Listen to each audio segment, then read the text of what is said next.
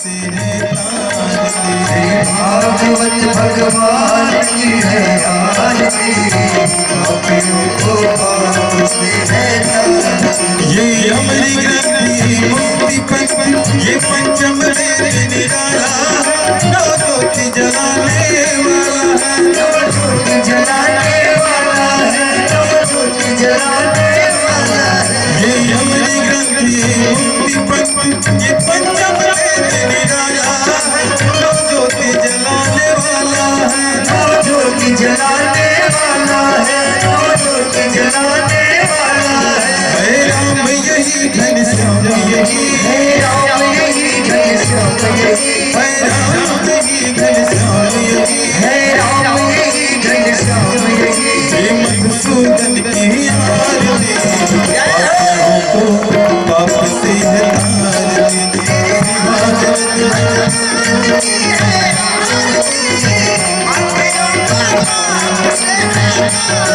ये मधुरी बोल जगत को सतमार्ग दिखाने वाला है, बिगड़ी को बनाने वाला है, बिगड़ी को बनाने वाला है, बिगड़ी को बनाने वाला है।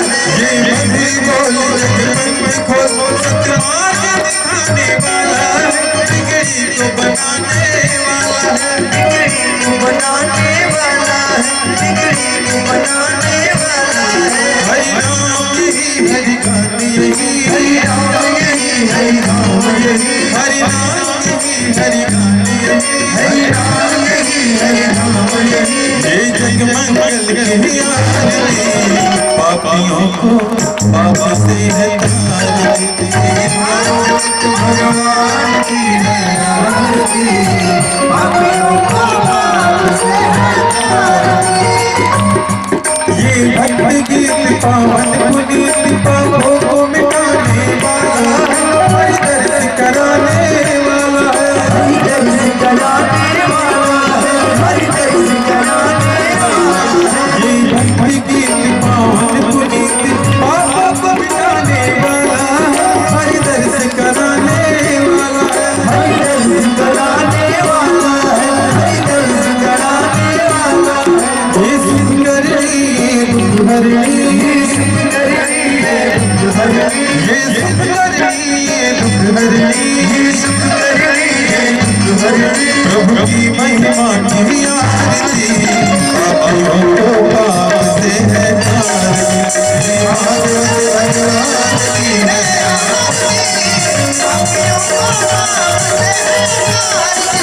कर्पूरी गौरव करुणावतारम संसार सारम भुजगेन्द्रहारम, सदा समझ न्याय निर्णय आओ भवानी एकम नमः। त्वमेव माता पिता त्वमेव, त्वमेव बन्धुः सखा त्वमेव, त्वमेव वीर्यः सत्यं त्वमेव, त्वमेव सर्वं मम देवदेव, त्वमेव सर्वं मम देवदेव, त्वमेव सर्वं मम देव। मुझे प्रदान करें पधारे हुए सभी संत समाज, भक्त वृंद, मातृशक्ति, माताएं, भाई बंधु, बाल गोपाल के हृदय में उपस्थित मेरे श्रेष्ठ भगवान को कोटि कोटि नमन। उनसे प्रार्थना और अपना आशीर्वाद मुझे प्रदान करें।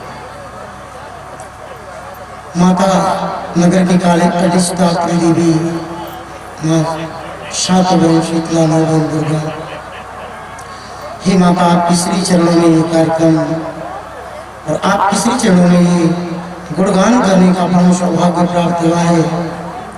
ये हमारी परम सौभाग्य है कि आपके श्री चरणों में हमें गुणगान करने का परम सौभाग्य प्राप्त हुआ है। ऐसी कृपा करें सर्वदी विवेक दें, गा सके आप ही की कथाओं का। धर्म की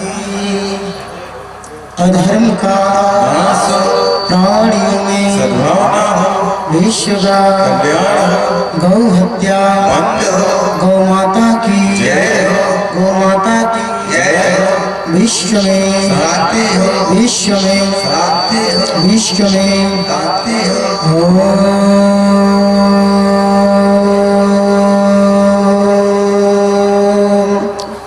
शांति शांति शांति। एक बार व्यास बोलेंगे, क्या बोलना पड़ेगा? ऐसे बोलेंगे, ऐसे बोलेंगे, राधे राधे। एक बार प्यार से बोलना पड़ेगा क्या? अरे महाराज कमती खाए भंडारा पा के आना चाहिए ना, यहाँ तो नंदलाला पर देखो हर चीज में चोरी, लेकिन इसमें नहीं। ऐसे बोलो ना एकदम चकाचक, राधे राधे। मैंने कल बोला था ना कि आपकी मुखार बंदों से कन्हैया का नाम वृंदावन तक पहुंच जाए कि हे किशोरी, ऐसे ही कर दे तो अच्छा लगेगा। इसको बोलना ऐसे करने के लिए बाबा, ये मुझे डिस्टर्ब करता है ना, ये कुछ ना कुछ लगा ही रहता है, कुछ बोल नहीं सकती कि नहीं कुछ नहीं लगा है, तो इसको करना।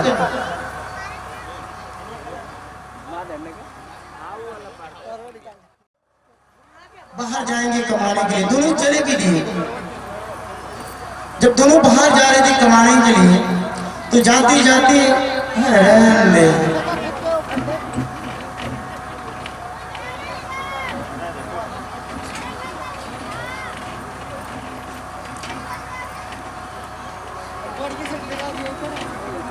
श्री कृष्ण गोविंद हरे मुरारी, हे नाथ नारायण वासुदेव। कृष्ण गोविंद हरे मुरारी, हे राधा नारायण वासुदेव। ओ श्री कृष्ण गोविंद हरे मुरारी, हे नाथ नारायण वासुदेव। कृष्ण गोविंद हरे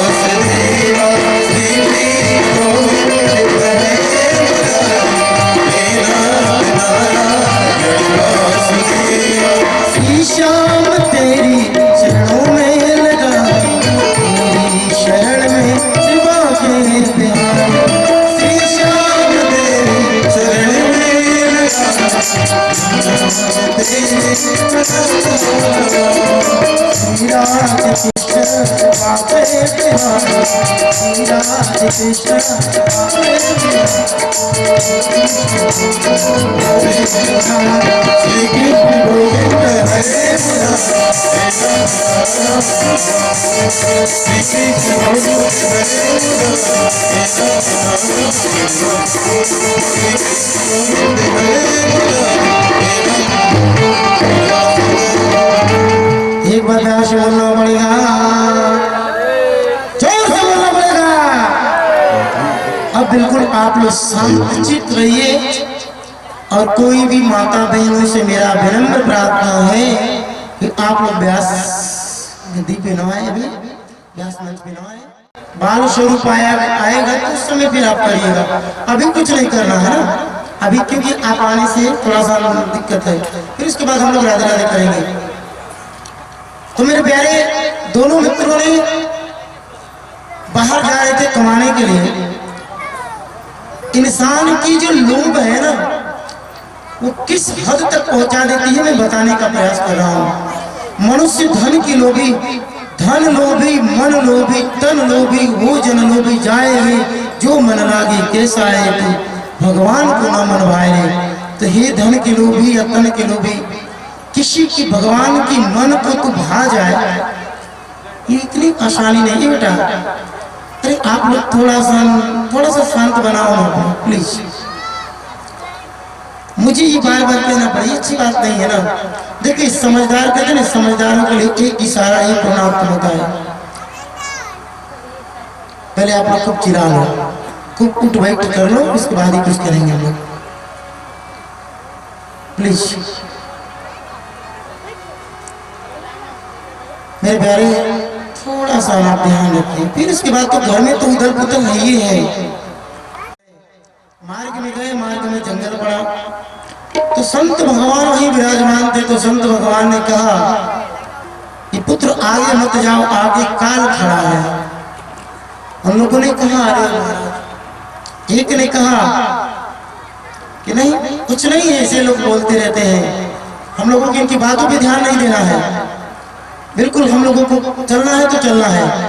और कुछ दूरी तक जब दोनों मित्रों ने पहुंच, एक ने कहा अरे नहीं, साधु संत कभी झूठ नहीं बोलते। मैंने सुना है सत्संगों में, मैंने कथाओं में सुना है कि साधु कभी भी दूसरे की सदगति की विचार करते हैं। साधु कभी भी किसी की भी हानि नहीं पहुंचा सकते। और एक नास्तिक और एक आस्तिक, तो नास्तिक का जो प्रभाव है वो ज्यादा पड़ गया, आस्तिक का प्रभाव कम पड़ा। इसलिए उसके प्रेम के लोभ में वो जो आस्तिक मित्र था उसने भी चल दिया, बोले चलो भाई क्या करना है। कुछ दूर गए और कुछ दूर जाते ही उन्होंने देखा कि एक पोटली है, एक पोटली है। और पोटली को जैसे उन्होंने देखा, एक मित्र ने कहा अरे ये तो बड़ा ही सुंदर, इसमें लगता है कि कुछ हीरे जोहर है, जो भी कुछ है धन संपत्ति लगता है। तो एक ने कहा खोल खोल उसको, खोल देखते इसमें क्या है। एक ने कहा खोल इसको देखते इसमें क्या है। दूसरा ने खोल भी दिया और खोला तो देखा उसमें हीरे थे, सोने थे, चांदी थी, अनेकों ऐसे जीवर पड़े हुए थे। उस मित्र ने कहा देख, मैंने बोला था ना साधु संत ऐसे बहकाते रहते हैं। देख हम लोग बाहर जा रहे थे कमाने के लिए और देखो मार्ग में ही मिल गया, ये कितनी अच्छी बात है। यहीं से वापस चल जाएंगे और नहीं भी जाएंगे तो हम लोगों को बाहर तो जाना ही है। उस मित्रों ने कहा कि देख भाई, अब तो धन मिल गया, वैभव मिल गई, अब कोई बात तो है नहीं। एक काम करो, भूख जोर से लगी है और भूख को मिटाने के लिए कुछ हमें लाना पड़ेगा। उन्होंने कहा एक काम करो, तुम बाजार में जाओ और ये कुछ गहने ले लो और गहने से लेकर के कुछ उसे बेच देना। बेच के जो भी तुम्हें मिलेगा धन, उससे तुम कुछ खाने की योग्य सामग्री खरीद लेना। उन्होंने कहा चलो ठीक है। एक मित्र गया और एक मित्र ने पोटली पकड़ के रखा था और उसने पोटली पकड़ के रखा था। तो वो मित्र सोच रहा था जिसने पोटली पकड़ रखा है गहने की, सोने की, हीरे की, कि काश ये धन जो मेरा हो जाता, ये पूरा जो धन है मेरा हो जाता तो कितनी सौभाग्य होती। वो मन में सोच ही रहा है कि उसके मन में ये भाव जग गया कि मैं क्यों नहीं उस मित्र को मार दूं और उस मित्र को मार दूं, और जब ये मित्र रहेगा ही नहीं तो इधर मेरा हो जाएगा। गांव के लोग पूछेंगे कि हुआ क्या, बोल देंगे मैंने बाहर गया कमाने के लिए, उसने कहा तुम घर जाओ और मैं चला आया, और वो बोला मैं बाद में कमा के आऊंगा। कि मन में भाव जैसे जागृत किया कि नहीं ऐसा ही होना चाहिए। और दूसरा मित्र जो गया है, जिस शहर में गया है कुछ लाने के लिए, वो जा तो रहा है पर ये सोच रहा है कि काश ये जो पोटली का जो धन है वो धन मेरा हो जाता, तो कुछ ऐसा हो जाता कि ये सब मेरा हो जाता तो गांव में जाते बड़ी बड़ी बिल्डिंग बना लेते, बड़ा बड़ा धन अब हो जाता तो कोई बात नहीं, गांव में भी नाम मेरा होता, लोग मुझे अच्छा मानते भी, लोग मुझसे स्नेह भी करते और मुझे ज्यादा समय तक धन कमाना भी नहीं पड़ता। दोनों लोग एक आपस में विचार कर रहे थे, वो उधर सोच रहे हैं, इधर सोच रहा है। जो बाजार में गया था वो जो उसका मित्र, वो गया और जा करके उसने कुछ लड्डू खरीदे और उसी लड्डू में उसने जहर मिला दिया। और जब जहर मिला दिया और ये जो यहाँ पोटली लेकर के बैठा है मेरे प्यारे, उसने ये सोचा कि वो आएगा जैसे ही कुछ उसने नुकीले पत्थर एकत्रित किए थे और वो सोच कर एकत्रित किया था कि जैसे वो आएगा मैं पत्थरों से मारना शुरू कर दूंगा और जैसे ही पत्थरों से मारूंगा उसका गोविंदाय नमो नमः हो जाएगा और सारा धन मेरा हो जाएगा। क्योंकि जब तक जिंदा रहेगा तब तक तो मुसीबत है, तब तक तो मुझे इसी में धन में उसे कुछ ना कुछ उसे हिस्सा देना ही पड़ेगा। और वो रहा ही नहीं तो हिस्सा देने वाला भी सही नहीं रहेगा। ये दोनों मित्र है मेरे प्यारे, ध्यान रखिएगा, दोनों मित्र हैं, ये मित्र नहीं हो सकते। जो हमारे बुजुर्ग कहते हैं ना कि पहले मित्र हुआ करते थे अब फ्रेंड हुआ करते हैं। फ्रेंड किसे कहते जानते हैं? मित्र उसे कहते हैं कि जो एक मित्र को, उस मित्र को बड़ी सी बड़ी मुसीबत में भी खड़ा हो और अपने मित्र को प्राणों की बलि भी देने से यदि मेरे मित्र की प्राण की रक्षा हो जाए या वो उस कष्ट से दुख से निकल जाए, वास्तव में उसी को ही मित्र कहते हैं जो एक मित्र के दुख में काम आ जाए। बाकी तो अब तो फ्रेंड ही महाराज। फ्रेंड कौन है? बोले जो एक दूसरे के साथ फ्रॉड करने के लिए तैयार खड़ा है, और ये फ्रेंड है। अब जैसे उसने मिठाई लेकर के आया और मिठाई लेकर के आया तो जैसे ही सामने उसके खड़ा हुआ, मेरे प्यारे वो पत्थर नुकीले से मारते मारते मारते मारते उसकी गोविंदाय नमो नमः कर दिया। अब उसे लगा कि ये तो धन अब मेरा हो गया, अब कोई बात नहीं, यहीं से हम वापस चले जाएंगे। तो उसने कहा कि अब तो वापस जाना ही है, परंतु मुझे भूख भी लगी है। तो उसने क्या किया कि उसने जो भी वहाँ पे धन, वो जो मिष्ठान था, जो लड्डू था, उस लड्डू को खाने लगा। और उस लड्डू को खाने के बाद ही एक को नुकीले पत्थर से मारकर समाप्त कर दिया, और दूसरा इतनी बड़ी लोभ कि वो जहर मिला करके लड्डू लाया था दूसरे मित्र को मारने के लिए। वो मित्र ने लड्डू खाया और उस लड्डू के खाने की वजह से उस मित्र की गोविंदाय नमो नमः हो गई। इसलिए लोभ, इतनी जो लोभ जो शब्द है ना, ये बड़ी सी बड़ी मुसीबतों को जन्म देती है। इसलिए मनुष्य को कहा गया है संतोषम परम सुखदायकम, भगवान ने जितना तुझे दिया है उसी में संतोष करो और उसी में सुखी रहो, उसी में आनंद रहो। ज्यादा इच्छा बढ़ाओगे तो मुसीबतें आएंगी, समस्याएं आएंगी। तो समस्याएं जब आएगी तो पाप होगा, हिंसा होगा, अधर्म होगा। इसलिए ज्यादा समस्याएं न आए, इसके लिए आवश्यक है कि हमारी इच्छाओं को, अपनी इच्छाओं को दमन करो। इच्छाएं हमारी दमन कैसे होगी? बोले हम भगवान की जब चरणों की शरणागति हो जाएंगे तो हमारी इच्छाएं दमन हो जाएंगी अपने आप कन्फर्म। तो मेरे प्यारे, भगवान श्री रामचंद्र जी का सूर्य वंश में श्री रामचंद्र जी आते हैं, चंद्र वंश में श्री कृष्ण आते हैं। तो मेरे प्यारे, थोड़ी से श्री रामचंद्र जी की भी चरित्रों का वर्णन करना बड़ी अति आवश्यक है। तो मेरे प्यारे, भगवान श्री रामचंद्र जी की परम भक्त, यदि उस अयोध्या में कोई सबसे बड़ा कोई भक्त है ना, तो भरत जी से कोई बड़ा भक्त नहीं हो सकता। भूतो न भविष्यति। भरत जी ने घर छोड़ा, परिवार छोड़ा, महल छोड़ा और जाकर के उन्होंने वन में अपनी कुटिया बनाया और कुटिया बनाकर उन्होंने रहने लगे।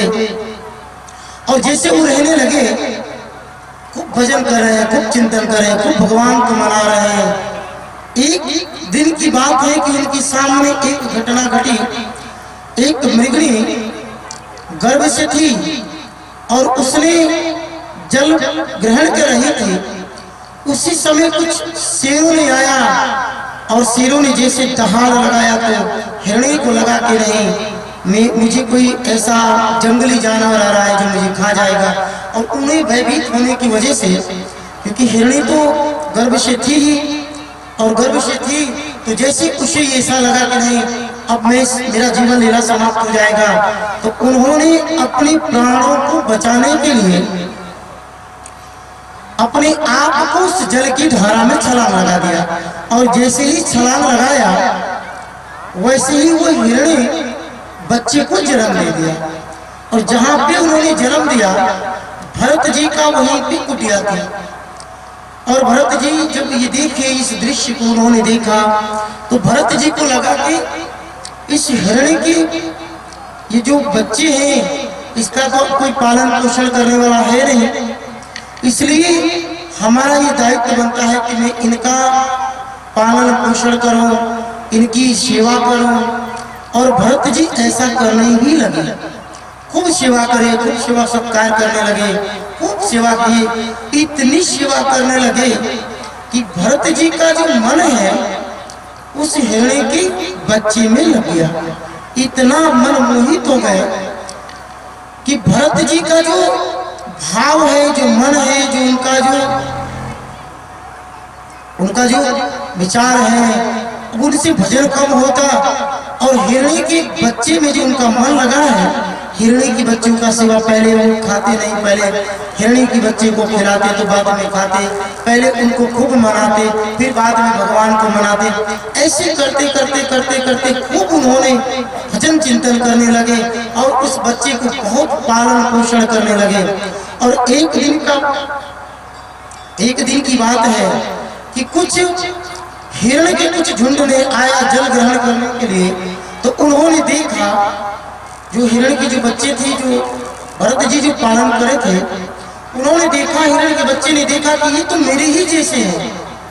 उनको लगा कि मैं जिसके साथ रह रहा हूं वो शायद मेरे समूह के नहीं है, लेकिन जो ये जल ग्रहण कर रहे हैं ये मेरे ही समूह के हैं। तो उनको ऐसा लगा कि नहीं, मुझे इनके साथ जाना चाहिए। और उन्होंने जब वो उनके साथ जाने लगे तो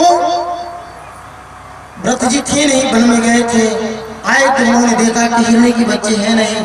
तो उन्होंने बड़ा ही बिलख रहे थे, बड़ा उनका मन विकृत हो रहा था। और जैसे उनका मन विकृत हो रहा था और इतना उस हिरणी के बच्चे में भरत जी का स्नेह था कि जैसे भगवान श्री रामचंद्र जी के पिता राजा दशरथ जी ने भरत के लिए और श्री रामचंद्र जी के वियोग में अपने प्राणों को परित्याग कर दिया, वैसे भरत जी ने हिरणी के बच्चे में इतना स्नेह रखा था कि उन्होंने उस हिरणी के बच्चे को इतना वियुक्त होकर के उन्होंने अपने प्राणों को छोड़ दिया।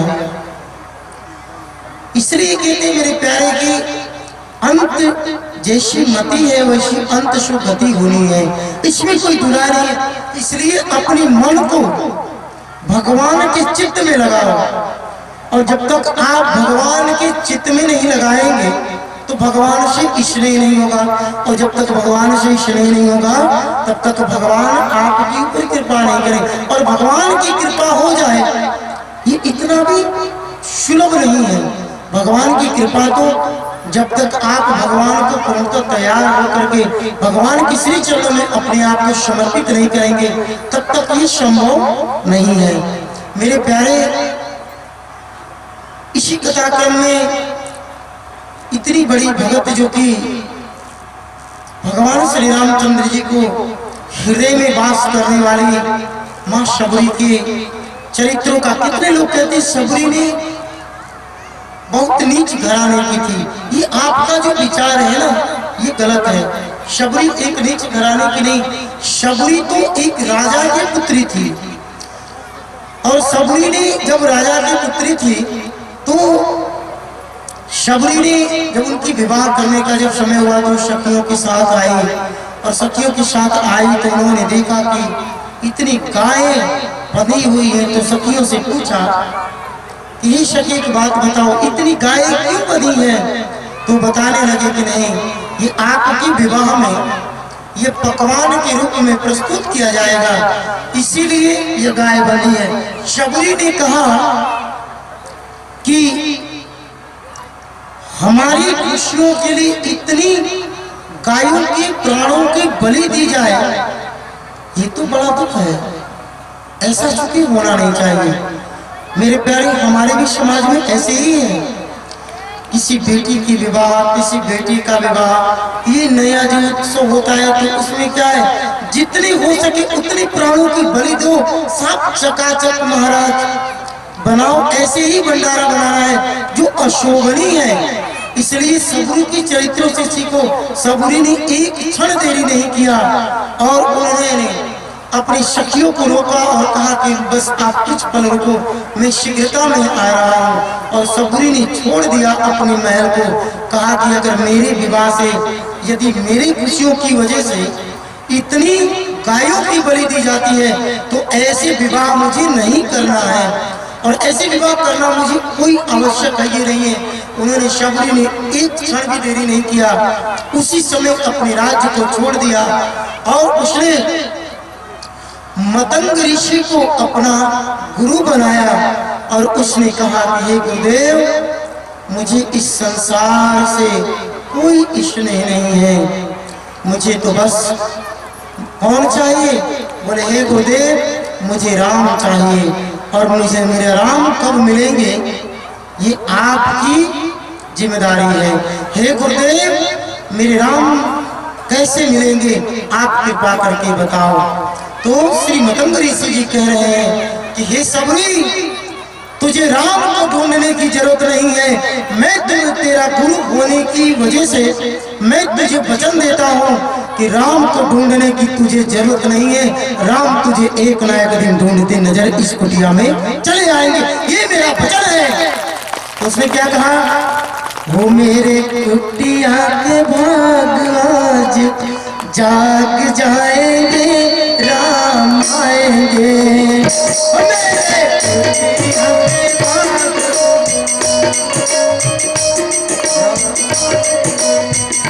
राम आएंगे। वो मेरे कुटिया के भाग आज जाग जाएंगे राम आएंगे।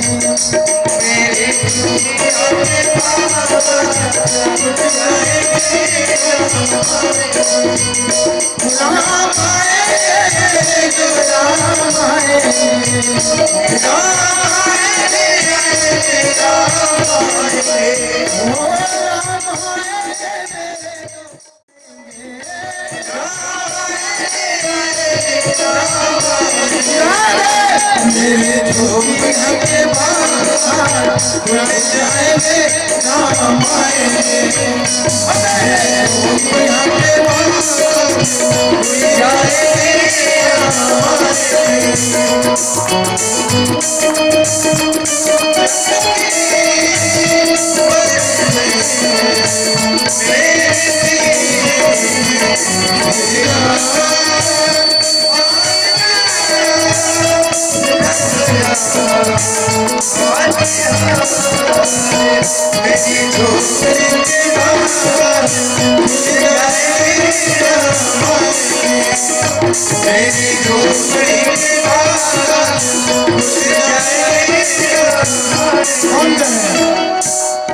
वो कह रही है प्रभु ये हमारी परम सौभाग्य है कि आप मेरे गुरु बने हैं, मैं आपका शिष्य बना हूँ।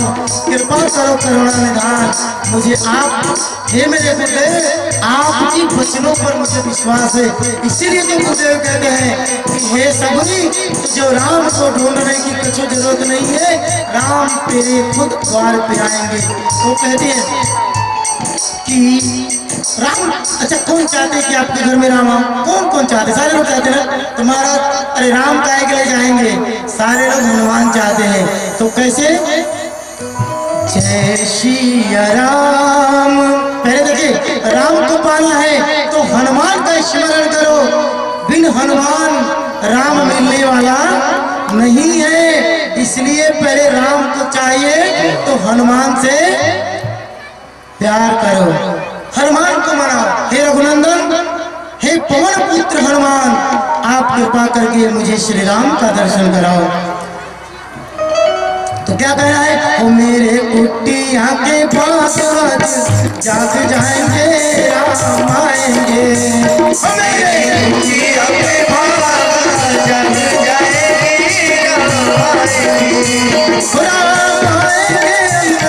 राम आएंगे। राम आएंगे राम आएंगे। मेरे नैनों के सामने, ओ मेरे नैनों के तो सामने राम आएंगे आएंगे राम आएंगे। मेरे नैनों के राम आएंगे राम आएंगे।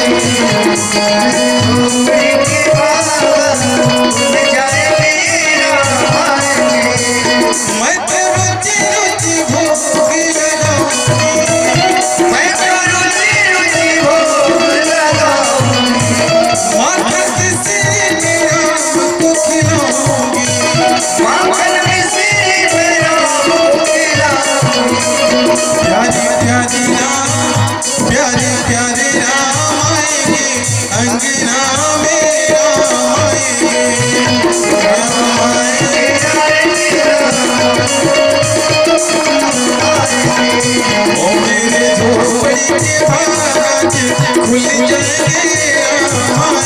मेरी झोपड़ी की बात खुल जाए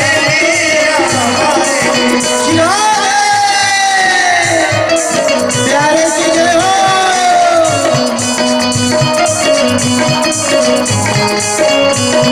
कट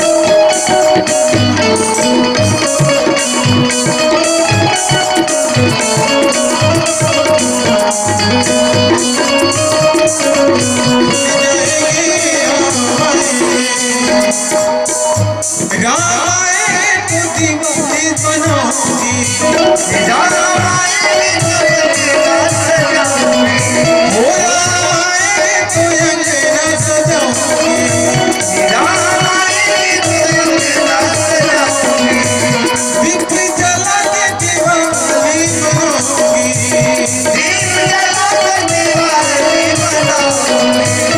मेरी जन्मों के सारे पाप कट जाएंगे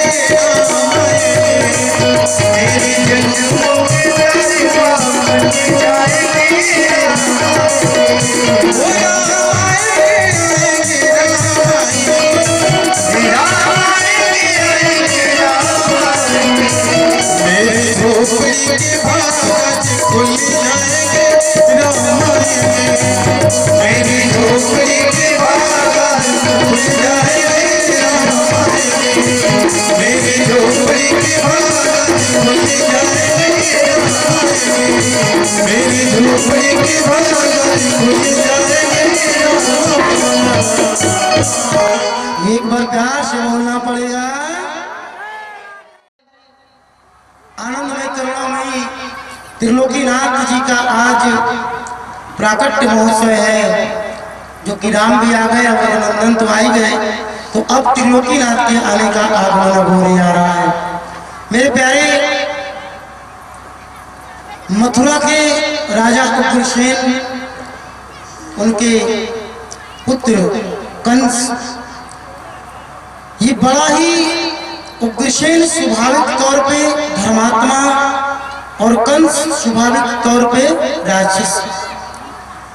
कंस ने माँ देवकी का विवाह वसुदेव जी से किया और वसुदेव जी से विवाह करके खूब आनंदमयी मगन, खूब धनधान, खूब हीरे मोती हाथी घोड़े दे करके कंस अपनी बहन को ले जा रहा है विदा करके ससुराल के लिए। और जिसमें उस विराजमान थे उसमें वसुदेव जी भी थे और खूब आनंद से अपनी बहन को खूब गीत गाते हुए लेकर के जा रहे हैं। और जैसे वो लेकर जा रहे थे तो मार्ग में आकाशवाणी हुई कि हे कंस, जिस बहन की तुम इतनी धूमधाम से तुम विदा करके लेकर जा रहे हो, उस बहन की 8वां पुत्र तुम्हारा काल होगा। और जैसे ही कंस ने सुना, देवकी के केस पकड़ लिए और रथ से घसीटने लगे। और जैसे घसीटने लगे तो वसुदेव जी ने कहा, भाई तुम क्यों मारते हो, ऐसा क्यों करते हो? उन्होंने कहा, आपने आकाशवाणी हुई, आपने देखा नहीं, सुना नहीं? उन्होंने कहा कि हे वसुदेव जी, मैं आपका विवाह दूसरा कर देता हूँ, आप दूसरा विवाह कर लो, परंतु ये हमारी बहन, मैं इसको जीवित नहीं छोड़ूंगा, क्योंकि इसका 8वां पुत्र हमारा काल होगा। तो मैं काल को ही मार दूं और मैं गर्भ ही समाप्त करूंगा, इनकी जीवन लीला ही समाप्त हो जाएगी, ना ये रहेंगी और ना ही इनके गर्भ से 8वां पुत्र जन्म लेगा। वसुदेव जी ने कहा कि नहीं, ऐसा मत करिए, ये अधर्म है, ये महापाप है।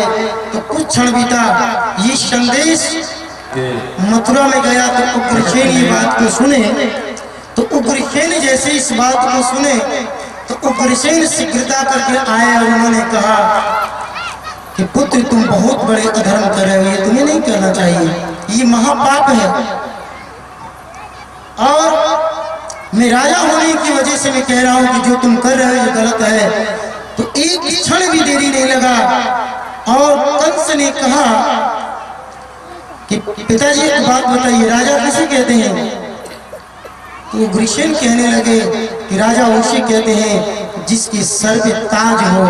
तो कंस ने एक क्षण भी देरी नहीं लगाया और अपने पिता के सर से ताज उतारकर अपने सर पे विराजमान करा लिया और अपने सेनाओं को आदेश दिया कि मैं आदेश देता हूं कि उग्रसेन को तुरंत बंदी बना लिया जाए और देवकी को और वसुदेव को भी बंदी बना लिया जाए और कारागार में बंद कर दिया जाए। और ऐसा ही हुआ।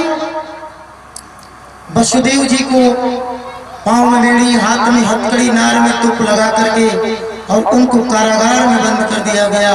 और एक एक पुत्र की जन्म, क्योंकि उन्होंने कहा कि जितने पुत्र जन्म लेंगे उतने पुत्र मैं आपको समर्पित कर दूंगा और आपको आनंद से इसकी जो भी करना होगा आप इसकी जीवन लीला समाप्त करना या जो भी करना, लेकिन हे कंस आप देवकी को मारना मत। मेरे प्यारे, हमारे देश में देवियों को क्या कहा जाता है जानते हैं?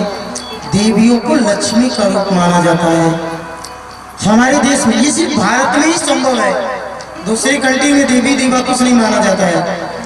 वो स्त्रियों को एक सिर्फ काम भाव से देखते हैं और हमें ऐसा लगता है कि धीरे धीरे कहीं ना कहीं हमारे भारत में भी अरे देवियों को मारते क्यों? तुम्हें शर्म नहीं आती?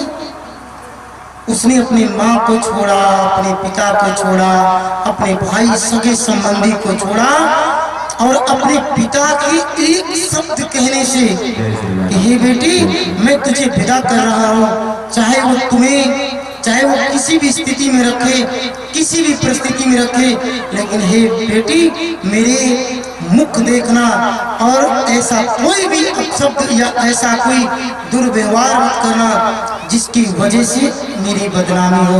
और बेटी ऐसा करती भी है, जाती है तो ऐसा बिल्कुल प्रयास नहीं करती है कि जिसकी वजह से हमारे माँ बाप का नाम किसी भी प्रकार का लांछन लगे। खूब सेवा करती है।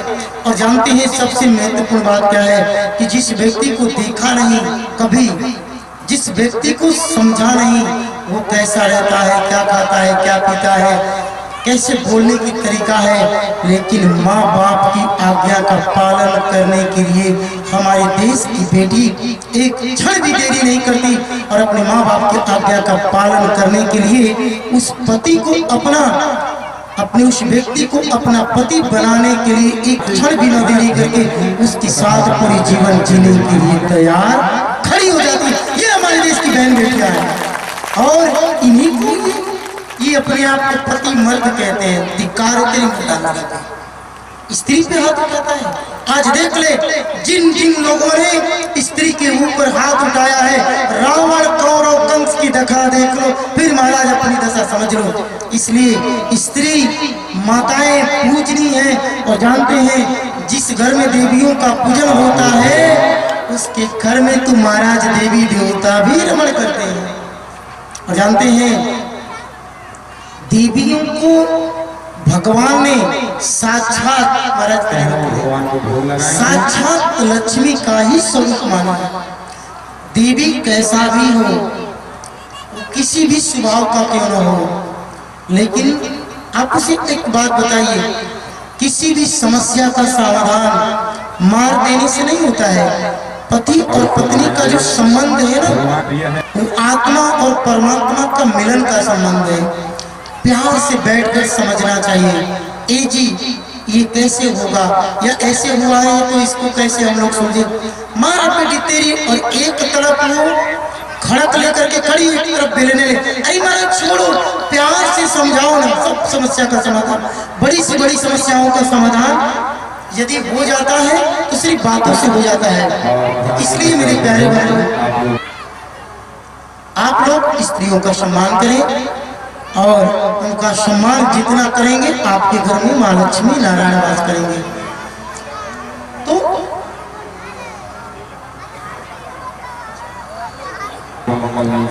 बोला जाए तो मेरे प्यारे एक एक पुत्रों को जन्म लिए और जैसे जन्म लेते गए वैसे वसुदेव जी ने देते गए और 7वें में बलराम जी महाराज पधारे और जैसे बलराम महाराज बोले बलराम जी महाराज की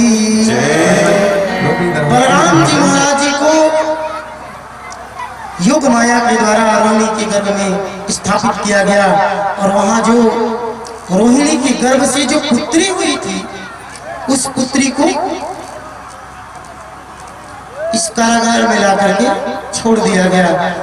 और जैसे कंस को यह पता चला कि एक पुत्री ने जन्म लिया है तो उसने ये कहा कि या पुत्र हो, मैं इसको समाप्त कर दूंगा।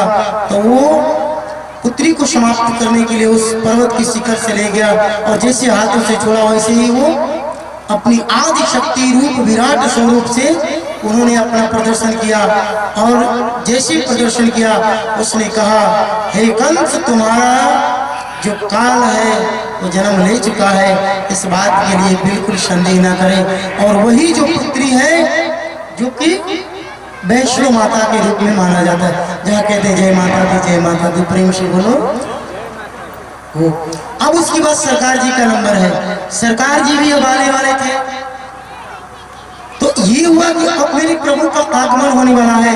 तो भगवान श्री नारायण ने चतुर्भुजी रूप में प्रकट हुए और चतुर्भुजी रूप में जब प्रकट हुए तो उन्होंने कहा कि हे वसुदेव जी, मैं जैसा वचन दिया था आपको, मैं अपने वचनों का पालन करने के लिए मैं आ गया हूँ। तो वसुदेव जी और महादेव की दोनों हाथ जोड़ करके खड़े हो गए, हे परमात्मा, हे परमात्मेश्वते, हे प्रभु, हे नारायण, आप इस रूप में आएंगे तो मैं कैसे मानूंगा कि आप मेरे पुत्र हैं। मैं तो आपका सिर्फ पूजन करूंगा, सिवाय इसको कुछ नहीं करूंगा। शायद यदि आप चाहते हैं कि आपको मैं अपने लल्ला के भाव से देखूं तो आपको कैसे आना पड़ेगा? बोले बाल स्वरूप भय प्रगट कृपाल, जैसे वो कहते हैं कि जैसे राम अवतार में आए हैं वैसे आप प्रकट हुए हैं, ठीक है, लेकिन बाल स्वरूप में आइए। तो जब तक आप बाल स्वरूप में यहीं आएंगे तब तक मैं आपको अपना पुत्र रूपी भाव में नहीं देखूंगा। तो मेरे प्यारे भगवान श्री राम श्री कृष्ण करें, भगवान नारायण बाल स्वरूप में आए और जैसे बाल स्वरूप में आए तो उन्होंने कहा कि आप मुझे नंदगांव पहुंचाओ और नंदगांव पहुंचाओगे क्योंकि वहां पे हमको जाना अति आवश्यक है, क्योंकि वहीं से हमारी लीलाओं को अब प्रारंभ करना है। और जैसे ही उन्होंने ये कहा तो उन्होंने कहा वसुदेव जी की पाँव में बीड़ी है, हाथ में हथकड़ी है, नार में तोप है, प्रभु एक बात बताइए, और इतने इतने पहरे लगे हैं पहरेदार, मैं कैसे आपको ले जाऊंगा? भगवान ने कहा आप चिंता मत करो, मैं सारी बंदोबस्त कर रखा हूँ। तो आइए हमारे और आपके सामने वसुदेव जी कैसे लेकर के जा रहे हैं लल्ला को अपनी टोकरी में विराजमान करा करके, वो कैसे लेकर जा रहे हैं यमुना जी के उस कलकलाती हुई, वो सुंदर, वो चमकती हुई उस यमुना के खिलखिलाती, क्योंकि यमुना जी भी भगवान श्री कृष्ण के ही पुत्रानी है। आज यमुना जी भी कह रही कि मेरा परम सौभाग्य ही है मुझे आज आपके बाल रूप का दर्शन करने का परम सौभाग्य मिला है। तो मेरे प्यारे, इतनी प्रसन्नता कि जिसकी शब्दों में बयान नहीं किया जा सकता है। और इतनी प्रसन्न माँ यमुना जी हो गई, और माँ यमुना जी जब प्रसन्न हो गई तो उन्होंने कहा कि ये तो मेरा परम सौभाग्य है कि आज मेरे स्वामी की चरणों का वंदन करने का सौभाग्य प्राप्त होगा। तो कहती यमुना जी अचक चढ़ी आई यमुना, अचक चढ़ी आई यमुना, अचक चढ़ी आई यमुना, अचक चढ़ी आई यमुना,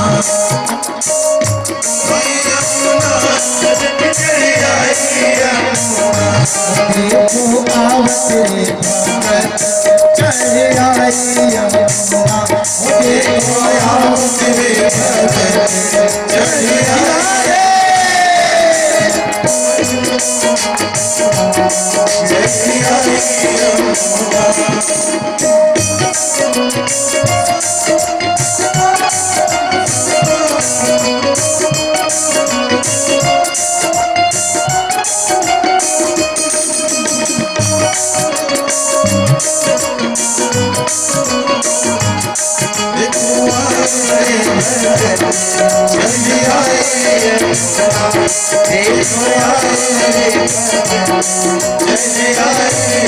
जमुना जी कह रही है ये तो परम सौभाग्य है मेरा कि मेरे सामने आज देखिए पूरे ब्रह्मांड को अपने इशारे पे नचाने वाला आज बाल स्वरूप बनाकर इतनी समान तरीके से एक साधारण मनुष्य की भांति आज ऐसे ही पड़े हैं जैसे लगता है कि इनको किसी भी प्रकार का किसी भी शक्ति का कोई बोध ही नहीं है। तो यमुना जी कह रही है हो चढ़े आई जमुना अटक चढ़े आई जमुना चढ़ी आई यमुना अटक चढ़ी आई यमुना देखो आओ तेरे भगत चढ़े आई जमुना देखो आओ तेरे भगत चढ़ी आई यमुना ओ आओ तेरे भगत चढ़ी आई यमुना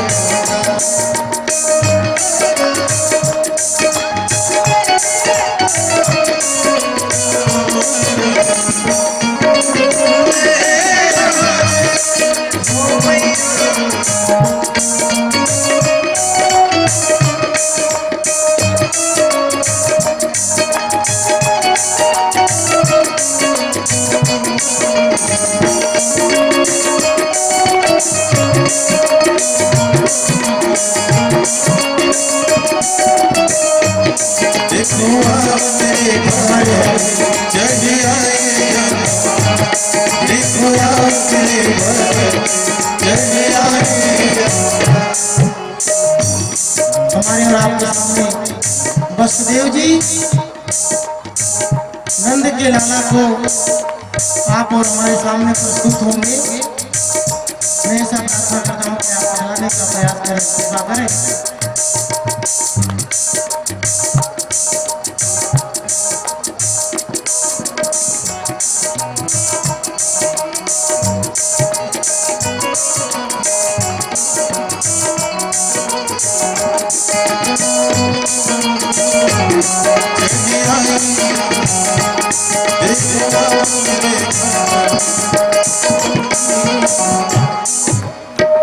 चरणों की वंदन कर ले आओ, चरणों की वंदन कर ले आओ, चरणों की वंदन कर ले आओ, चरणों की वंदन कर ले आओ, मैं अभिनंदन कर ले आओ, मैं अभिनंदन कर ले आओ।